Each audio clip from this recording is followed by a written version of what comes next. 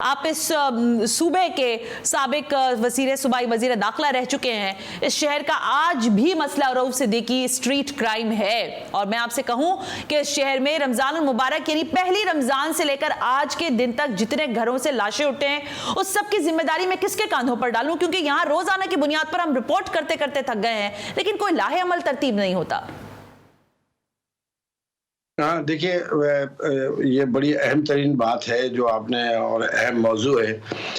इस पे जिम्मेदारी बराह रास्त अगर किसी की आती है तो वो हुकूमत की आती है और इंतजामिया की आती है और पुलिस डिपार्टमेंट की आती है और लॉ इन्फोर्समेंट एजेंसीज के ऊपर ये बात आती है कि वो एक एक्टिव पार्ट अगर प्ले कर रही हों तो ये बहुत सारा जो क्राइम है ये ख़त्म हो सकता है।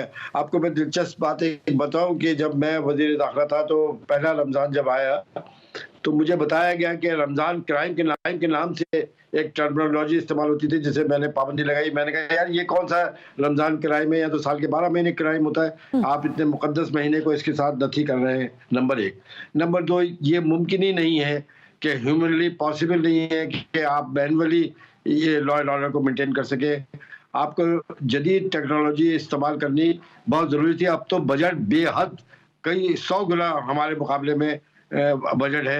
आपको जगह जगह आपने एक कंट्रोल रूम अगर बना दिया तो कौन सी बड़ी बात की है। आपको तो इस पे 8-9 कंट्रोल रूम बनाने चाहिए, तमाम जगहों के ऊपर सीसी कैमरे लगने चाहिए। लेकिन नहीं रऊफ भाई मेरी बात सुने एक मिनट, ये तो होना चाहिए ना।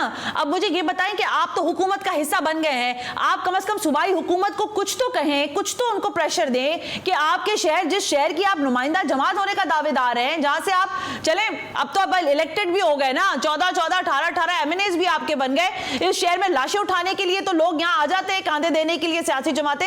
ये सूबाई हुकूमत के साथ आपका डायलॉग नहीं हो सकता, उनसे आप पूछ नहीं सकते कि आईजी सिंध क्या कर रहे हैं, सिंध की जो पुलिस है उसकी पेट्रोलिंग क्या है, कोई इस तरह की बात नहीं हो सकती उनके साथ। देखिए ये तो कह देना तो बहुत आसान की बात है, लेकिन मसला ये है कि अगर कोई मशवरा लेना ही नहीं चाहे, जो मशवरे को अहमियत ही ना देना चाहे और सारी उठाना चाहे के लिए सकते हैं। हुकूमत भी तो मशावरत के साथ चलनी चाहिए ना, लेकिन अगर मशावरत ही नहीं होगी, आप अब मौजूदा जो हुकूमत है इसके अंदर सिंध के शहरी इलाकों की नुमाइंदगी, शहर की नुमाइंदगी तो हमारे पास नहीं है। फैसल वावड़ा को सेनेटर बनवा रहे हैं आप, फैसल वावड़ा को आप लोग वोट दे देंगे। खालिद मकबूल सिद्दीकी साहब कह रहे हैं कि रमजान के बाद लुटेरों से हम पूछेंगे, ये मतलब जब तक लुटते रहे और वावड़ा साहब सेनेटर आप बनाते रहे, हम यही सारा तमाशा देखते रहे आप लोगों का।